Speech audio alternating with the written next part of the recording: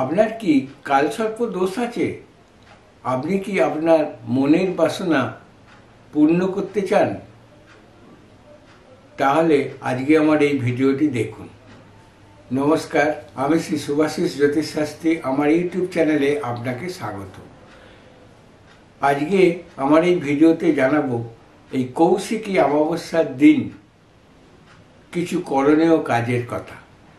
যাদের কালসর্প দোষ আছে তারা এই কৌশিকী অমাবস্যায় আমার বলা একটি প্রক্রিয়া করে দেখুন।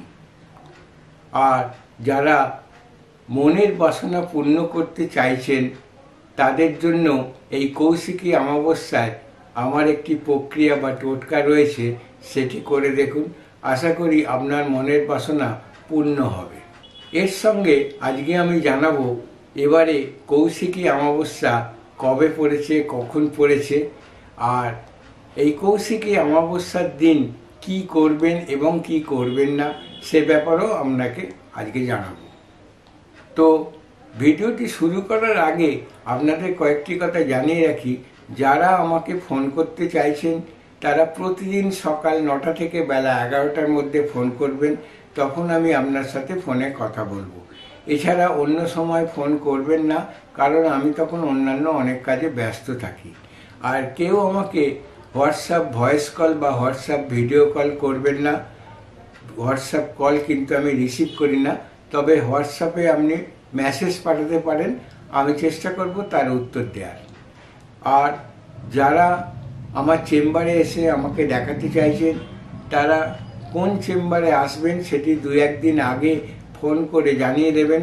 আমি তখন সেই চেম্বারের ডিটেলস, অ্যাড্রেস এবং জিপিএস লোকেশন আর কখন আসবেন জানিয়ে দেব। তো করব না আর দেরি, চলুন শুরু করি।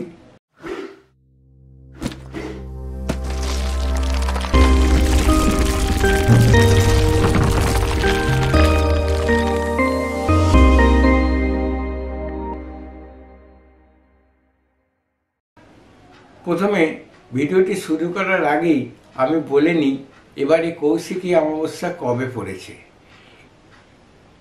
এবারে কৌশিকী অমাবস্যা পড়েছে 16ই ভাদ্র সোমবার 1431 সাল সকাল 5টা 6 থেকে।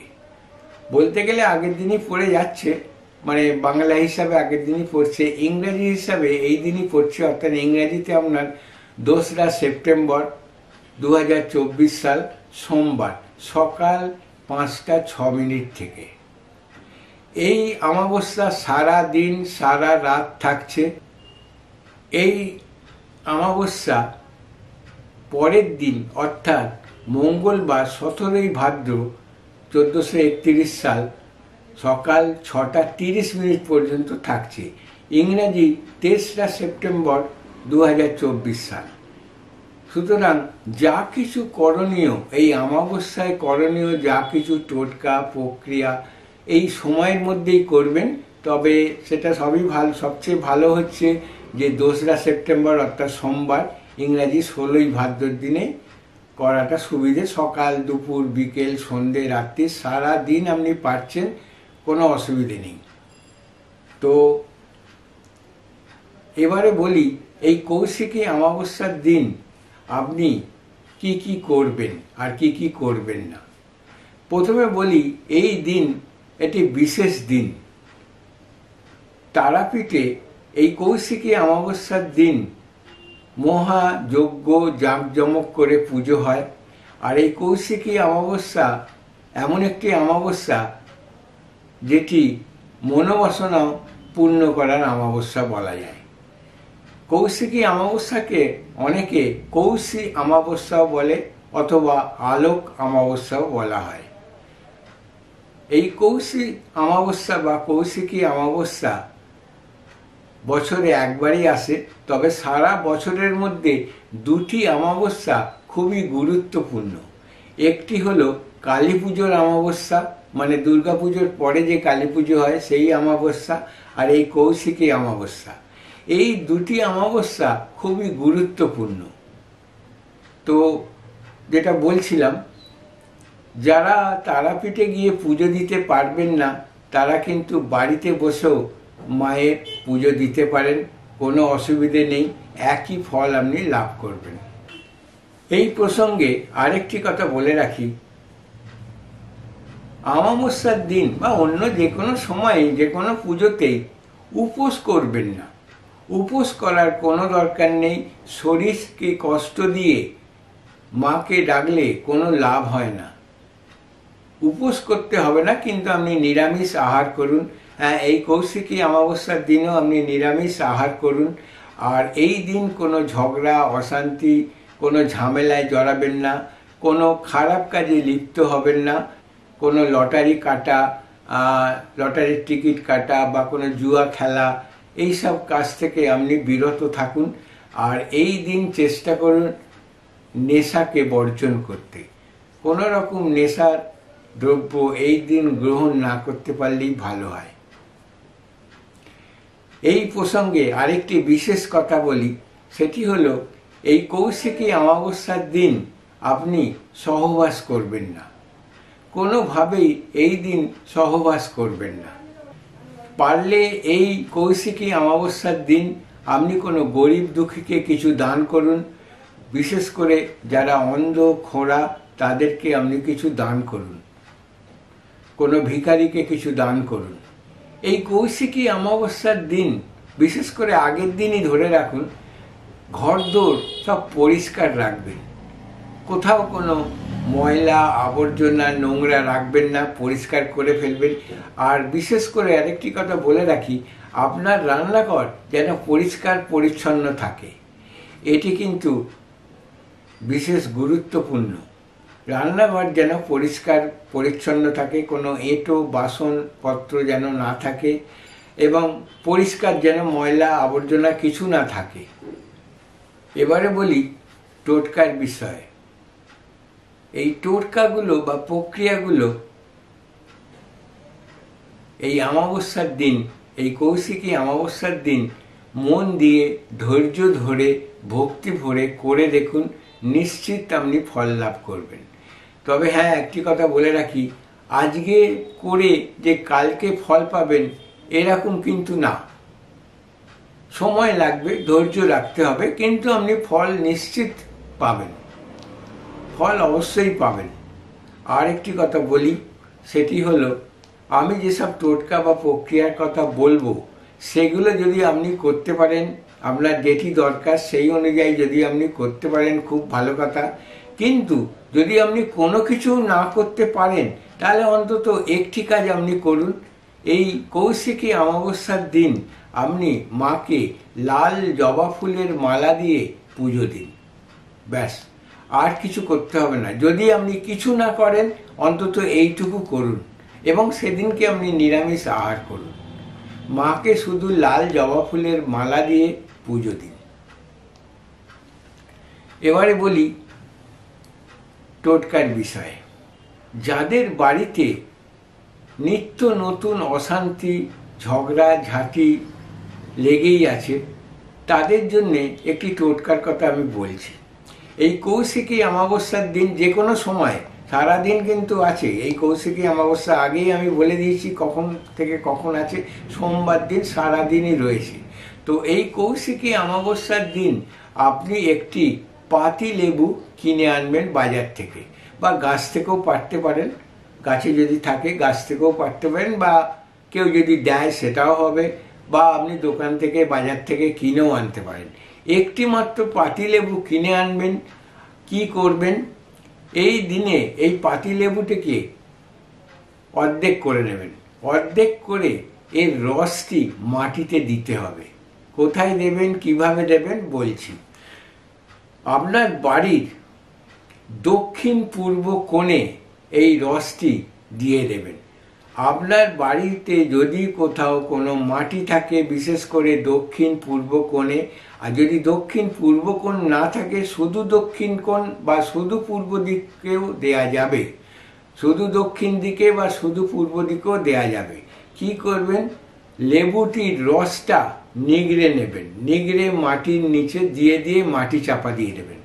আগে একটু মাটি খুঁড়ে নেবেন, লেবুর রসটা নিগড়ে লেবুর রসটা দিয়ে মাটি চাপা দিয়ে দেবেন।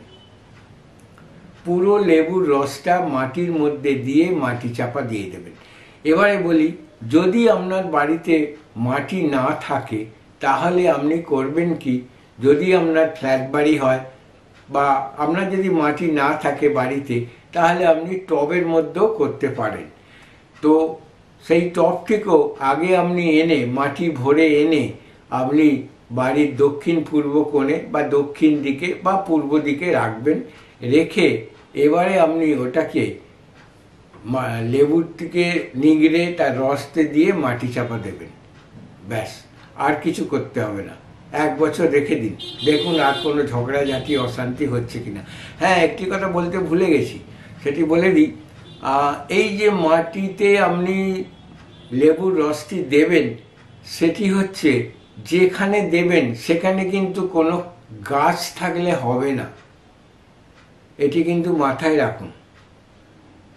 মাটিতে যে আপনি লেবুর রসটা দেবেন সেখানে কিন্তু কোনো গাছ যেন না থাকে, এবং আপনি যে টবের মধ্যেও যে দেবেন সেই টবের মধ্যে কিন্তু কোনো গাছ থাকবে না, শুধু মাটিটাই থাকবে। ব্যাস, আর কিছু না। এবার বলি ছাত্রছাত্রীদের জন্যে, বা যারা নতুন চাকরিতে ঢুকেছেন, চাকরিতে উন্নতি হচ্ছে না, বা যারা পড়াশোনায় যুক্ত, তাদের পড়াশোনায় মন বসছে না, অমনোযোগী অন্যমনস্ক হয়ে যাচ্ছে, তাদের জন্য বলি একটি কাজ। আপনি একটি লাল সুতো জোগাড় করবেন। লাল সুতো জোগাড় করে মায়ের কাছে ছুঁয়ে, এই পুজোর দিন, কৌশিকী অমাবস্যা পুজোর দিন মায়ের কাছে ছুঁয়ে নেবেন লাল সুতোটি। ছুঁয়ে নিয়ে আপনার হাতের কবজিতে 7 পাক দিয়ে বেঁধে নেবেন। আপনি যদি পুরুষ হন তাহলে আপনি ডান হাতে এই কবজিতে বাঁধবেন, আর আপনি যদি মহিলা হন তাহলে বাঁ হাতের কবজিতে বাঁধবেন। ছেলেরা বাঁধবে ডান হাতে, মেয়েরা বাঁধবে বাঁ হাতে। 7 পাক দিয়ে আপনি একটা লাল সুতো বেঁধে নেবেন। এইটিকে আপনি 1 বছর রেখে দেবেন। 1 বছর পরে এই সুতোটিকে খুলে আপনি বাইরে কোনো গাছের গোড়ায় দিয়ে আসবেন। যখন আপনি দিয়ে আসবেন তখন যেন কেউ না দেখে, কেউ না জানে। এটি 1 বছর রেখে দেবেন। দেখুন এবার আপনার চাকরিতে উন্নতি হয় কিনা, এবং আপনার পড়াশোনায় উন্নতি হয় কিনা, পড়াশোনায় মন বসে কিনা। এবারে বলি, যাদের ধার দেনা হয়ে যাচ্ছে, একটা ধার মেটাতে গিয়ে আর একটা ধার হয়ে যাচ্ছে, তাদের জন্য বলছি, এই কৌশিকী অমাবস্যার দিন আপনি মায়ের কাছে একটি প্রদীপ জ্বালান। ঘিয়ের প্রদীপ জ্বালাতে পারলে ভালো হয়, যদি ঘিয়ের প্রদীপ না হয় তেলের প্রদীপও আপনি জ্বালাতে পারেন। অনেকে বলেন তিলের তেলের প্রদীপ জ্বালাতে, তবে সেটা দরকার নেই, আপনি যে কোনো তেলের প্রদীপও জ্বালাতে পারেন অথবা ঘিয়ের প্রদীপ জ্বালান। এই প্রদীপটি সারা দিন সারা রাত জ্বালিয়ে রাখুন, কোনোভাবেই এটা যেন না নেভে, সেই অনুযায়ী তার তেল বা ঘি দিয়ে যাবেন। সারা রাত এটিকে জ্বালিয়ে রাখুন। আর এর সঙ্গে এই তেলের প্রদীপ বা ঘিয়ের প্রদীপে আপনি একটি কড়ি ফেলে দেবেন। যে কোনো একটি কড়ি আপনি ফেলে দিন, কড়িটাও কিন্তু থাকবে ওর মধ্যে। পুজো হয়ে যাওয়ার পর পরের দিন, অর্থাৎ এবারে যেমন মঙ্গলবার সকাল 6:30টার পর আপনি এই কড়িটিকে নিয়ে নেবেন। কড়িটিকে নিয়ে আপনি যদি ব্যবসা করেন তাহলে আপনি আপনার ক্যাশ বাক্সে রেখে দেবেন, আর আপনি যদি চাকরিজীবী হন তাহলে আপনার আলমারির লকারে রেখে দিন, অথবা আপনার মানিব্যাগ বা পার্সে রাখতে পারেন। এটি 1 বছর রাখুন, দেখুন আপনার এবার ধার দেনা আর হয় কিনা। এবার আরেকটি টোটকার কথা বলি। বাজার থেকে একটি মাছ কিনে আনবেন, যে কোনো মাছ, হ্যাঁ জ্যান্ত মাছ, মরা মাছ নয়, কিন্তু একটা জ্যান্ত মাছ আপনি কিনে আনবেন। ছোট সাইজের হোক, পুঁটি মাছ হোক, চিংড়ি মাছ হোক, বা যে কোনো মাছ একটা কিনে আনবেন। ছোট সাইজ হোক বড় সাইজ হোক, একটা জ্যান্ত মাছ আপনাকে কিনে আনতে হবে। সেই মাছটি বাজার থেকে কিনে এনে আপনি একবার বাড়িতে ঢুকবেন। বাড়িতে ঢোকার পর সেই মাছটিকে আবার আপনি জলে ছেড়ে দেবেন। ব্যাস, দেখুন এবার আপনার সব কিছুতে উন্নতি হয় কি না। এই কাজটি একবার করে দেখুন। হ্যাঁ, আরেকটি কথা বলি, যারা এই কাজটি করতে সক্ষম হবেন না তাদের বলি, যদি তার পরিবর্তে আপনার বাড়িতে কোনো অ্যাকোয়ারিয়াম থাকে তাহলে অ্যাকোয়ারিয়ামের মাছেকেও আপনি দিতে পারেন একটা জিনিস, সেটা বলছি। সেটা হচ্ছে আপনি আটার গুলি করবেন। আটার গুলি করে এই অ্যাকোয়ারিয়ামের মাছকে খাওয়ান, তাহলেও কিন্তু এই একই কাজ দেবে। যে কোনো একটি আপনি অন্তত করে দেখুন, যেটি আপনার পক্ষে সুবিধাজনক সেটাই করুন। এবারে বলি মনোবাসনা পূর্ণ করার দুটি টোটকা। প্রথমে বলি, এই অমাবস্যার দিন, কৌশিকী অমাবস্যার দিন আপনি পায়েস রান্না করুন। যে কোনো পায়েস রান্না করতে পারেন, কোনো অসুবিধে নেই, তবে চালের পায়েস করতে পারলেই ভালো হয়। এছাড়া আপনি যে কোনো পায়েসই করতে পারেন। পায়েস রান্না করবেন এবং পায়েসটি রান্না করে মাটির পাত্রে রাখবেন। মাটির কোনো পাত্রে রাখবেন। মাটির পাত্রে রেখে এটিকে মায়ের কাছে ভোগ হিসাবে নিবেদন করুন, অর্পণ করুন। তারপর পুজো হয়ে যাওয়ার পর, এই কৌশিকী অমাবস্যা থাকাকালীনই কিন্তু করবেন সব কাজটি। পুজো হয়ে যাওয়ার পর ওই মাটির পাত্রে রাখা পায়েসটিকে নিয়ে বাইরে কোনো বড় গাছের নিচে দিয়ে চলে আসবেন। বড় গাছ মানে কোনো বট গাছ, কোনো অশ্বত্থ গাছ, আম গাছ, শাল গাছ, যে কোনো বড় সাইজের কোনো গাছের নিচে দিয়ে চলে আসবেন। যখন আপনি দিয়ে আসবেন তখন যেন কেউ না দেখে। আর একটি কথা, মাটির পাত্রে পায়েসটিকে গাছের নিচে বসিয়ে দিয়ে আপনি ব্যাক টু হোম, আর কিন্তু পেছন ফিরে তাকাবেন না। এতে কিন্তু আপনার মনোবাসনা পূর্ণ হবে। আপনি যখন পায়েসটি রান্না করবেন তখন আপনি আপনার মনোবাসনা জানিয়েই রান্না করবেন, আর যখন আপনি গাছের নিচে রেখে আসবেন তখনও মনোবাসনা জানিয়েই আসবেন।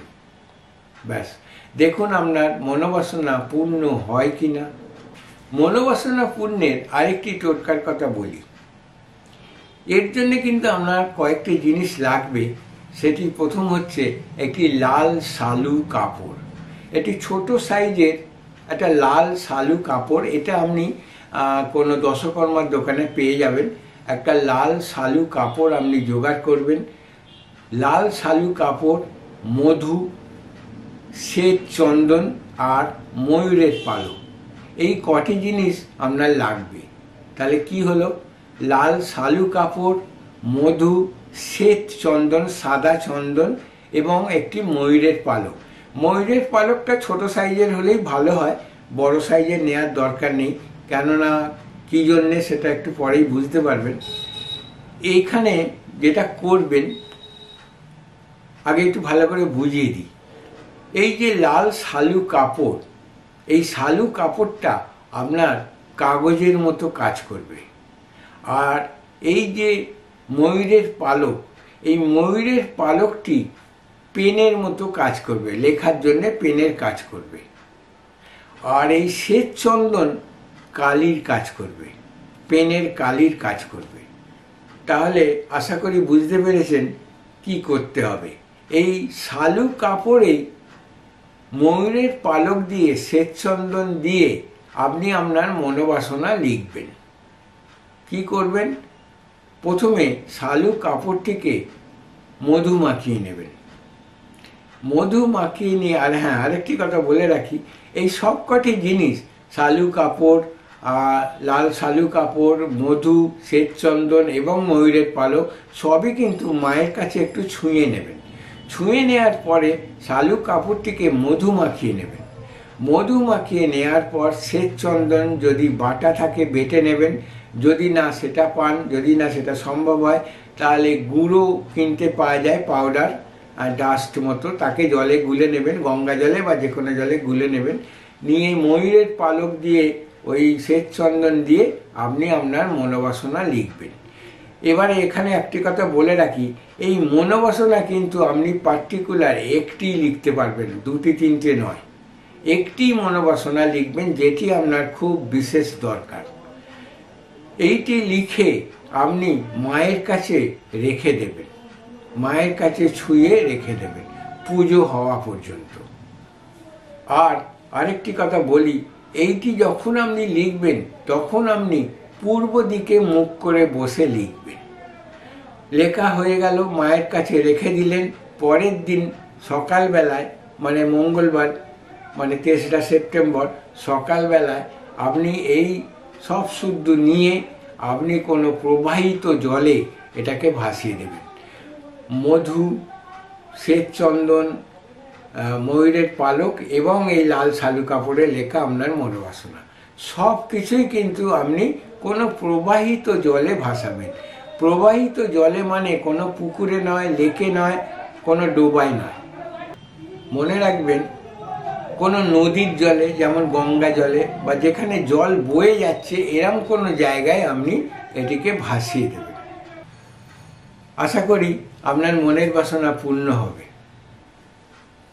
যাদের কোনো কাজ করতে গিয়েই বাধা পড়ে, ঠিক মতো কাজটা হয় না, ইনকমপ্লিট থেকে যায়, বাধা আসে, আর ধার দেনা হয়ে যায়, নানা রকম প্রবলেম সৃষ্টি হয়, মনোযোগ দিতে পারেন না, মনোসংযোগের অভাব হয়, তাদের জন্য আমি একটি কথা বলছি, একটি প্রক্রিয়ার কথা বলছি।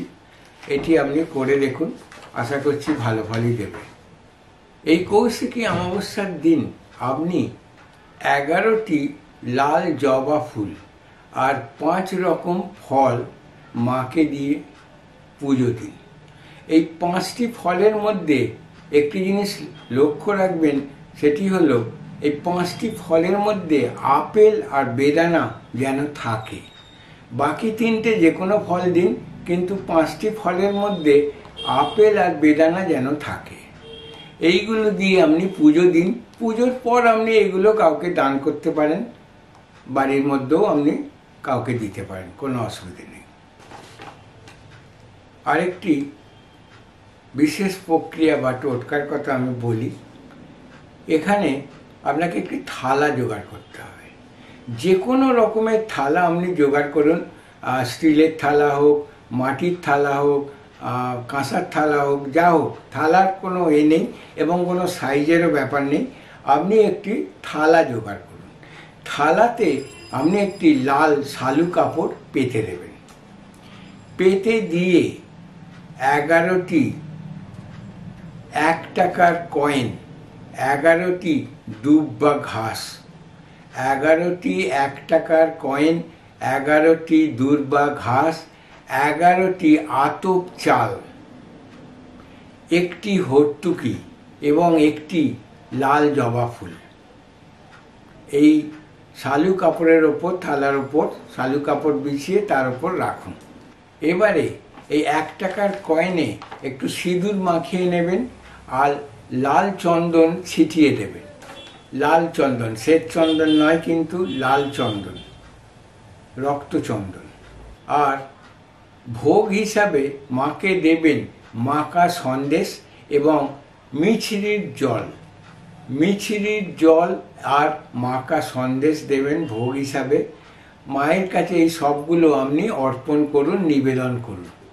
আর এর সাথে একটা সাদা কাগজে লাল কালি দিয়ে আপনার নাম আর গোত্র লিখে দিন। সব কিছু দিয়ে এই কৌশিকী অমাবস্যার দিন আপনি পুজো করুন। পুজো হয়ে যাওয়ার পরের দিন সকালবেলায় সব কিছু নিয়ে আপনি একটি পুঁটুলি তৈরি করুন। সব কিছু নিয়ে আপনি একটি পুঁটুলি তৈরি করুন। পুঁটুলিটাকে আপনি লাল সুতো দিয়ে বেঁধে দিন। বেঁধে নিয়ে আপনার ঘরের দরজার সামনে এটিকে ঝুলিয়ে রাখুন 1 বছর। আপনি আপনার বাড়ির মেন গেটের দরজার সামনে এটিকে বেঁধে, এই পুঁটুলি শুদ্ধ বেঁধে, লাল সুতো দিয়ে বেঁধে দরজার সামনে ঝুলিয়ে রাখুন। ব্যাস 1 বছর রেখে দিন। 1 বছর পর আবার নতুন করে করবেন, তখন এইটিকে আপনি আবার জলে ভাসিয়ে দেবেন। এটি করলে আপনার বাড়িতে কোনো অশুভ শক্তি আর প্রবেশ করতে পারবেন না। সকল বিষয়ে উন্নতি হবে। যারা পড়াশোনা করে তাদেরও উন্নতি হবে, যারা চাকরি বাকরি করে তাদেরও হবে, যারা ব্যবসা করেন তাদেরও উন্নতি হবে। সব ব্যাপারেই উন্নতি অবশ্যই হবে। এবারে আমি সবশেষে কালসর্পদোষ খণ্ডনের জন্যে একটি টোটকা বা প্রক্রিয়ার কথা বলছি। কালসর্পদোষ যাদের আছে তারাই শুধু এটি করবেন। কালসর্পদোষ এমন একটি দোষ যার জন্যে অনেক কিছু হওয়া কাজ হয় না, শেষ মুহূর্তে কোনো না কোনোভাবে বাধা পড়ে যায়, কাজে সাকসেস আর হওয়া যায় না। তো সেই জন্যে এই কালসর্পদোষ খণ্ডন করতে হয়। এই করার অনেক রকম প্রক্রিয়া বা প্রসেস আছে, আর সেগুলো আরও বেশি এক্সপেন্সিভ, খরচা সাপেক্ষ এবং সময় সাপেক্ষ, অনেক ঝামেলা ঝক্কিও পোহাতে হয়। তবে আমি আজকে যেটি বলবো এটি খুবই সহজ প্রক্রিয়া। এতে আপনার কালসর্পদোষ হয়তো পুরোপুরি কাটবে না, 100% কাটবে না, তবে কিছু হলেও কিছু অন্তত আপনার ভালো হবে। একবার করে দেখুন। এর জন্যে আপনি একটি বড় সাইজের বেলপাতা জোগাড় করবেন। একটি বেলপাতা জোগাড় করবেন। একটি বেলপাতা মানে একটি বেলপাতায় 3টি পাতা থাকে, সেই রকম একটি বেলপাতা আপনি জোগাড় করুন। একটি বেলপাতাতে নিয়ে আর লাগবে সাদা ফুল, কোনো সাদা ফুল, যে কোনো সাদা ফুল, একটি বেলপাতা আর একটি রূপোর সাপ। এই রূপোর সাপটা আপনি যে কোনো সাইজের দিতে পারেন, ছোট হোক বড় হোক, যে কোনো সাইজের, আপনার সামর্থ্য অনুযায়ী। যদি রূপোর সাপে আপনার অসুবিধে হয়, আপনার যদি আর্থিক কোনো অসুবিধে থাকে, তাহলে আপনি কোনো তামার সাপও দিতে পারেন। একটি রূপো বা তামার সাপ, একটি বেলপাতা, বড় সাইজের বেলপাতা আর সাদা ফুল, এই কটি নিয়ে আপনি বাইরে কোনো শিব মন্দিরে যাবেন। শিব মন্দিরে গিয়ে এই 3টে জিনিস আপনি শিবকে দিয়ে আসবেন। যদি শিবের মূর্তি থাকে তাহলে শিবের পায়ে দেবেন, যদি শিবলিঙ্গ থাকে তাহলে শিবলিঙ্গের ওপর সবকটি দিয়ে চলে আসবেন। আর এই কাজটি করার জন্যে আপনাকে শুদ্ধ বস্ত্র পরে শুদ্ধ অবস্থায় করতে হবে। আর এই দিন আপনি অবশ্যই নিরামিষ করবেন। আরেকটি কথা বলে রাখি, যার কালসর্প আছে সেই শুধু যাবে, সেই একা যাবে। অন্য কাউকে নিয়ে গেলে কিন্তু কাজ হবে না, তাতে বরং আরও উল্টো হয়ে যাবে। যার কালসর্প দোষ আছে সে নিজে একা গিয়ে কাজটি করে আসবে। এই কটি জিনিস শিবলিঙ্গে বা শিবের কাছে শিব মন্দিরে দিয়ে সোজা চলে আসবে বাড়িতে। আর কিছু করণীয় নেই। দেখুন আপনার কিছুটা হলেও কালসর্প দোষ অবশ্যই কিছুটা খণ্ডন হবে। তো এই ছিল আজকে আমার এই ভিডিও। কালসর্পদোষ খণ্ডন করার জন্যে কৌশিকী অমাবস্যায় করুন এবং মনোবাসনা পূর্ণ করার জন্যে এই কৌশিকী অমাবস্যায় এই কাজগুলো করে দেখুন। ভিডিওটি আজ আমি এখানেই শেষ করছি। পরের ভিডিও নিয়ে আবার আমি আসছি। যদি ভিডিওটি ভালো লেগে থাকে তাহলে লাইক করবেন, শেয়ার করবেন, আর যদি না ভালো লেগে থাকে তাহলে ডিসলাইক করবেন। আমার চ্যানেলের ভিডিওগুলো যদি আপনার ভালো লেগে থাকে, যদি আপনার কোনো কাজে লেগে থাকে, তাহলে আমার চ্যানেলটিকে সাবস্ক্রাইব করে বেল আইকনে ক্লিক করে দেবেন। তাহলে আমার পরবর্তী ভিডিওর নোটিফিকেশন আপনার কাছেই প্রথম চলে যাবে। ভালো থাকবেন, সুস্থ থাকবেন, আনন্দে থাকুন, আনন্দে কাটান, সকলকে নিয়েই আনন্দে কাটান।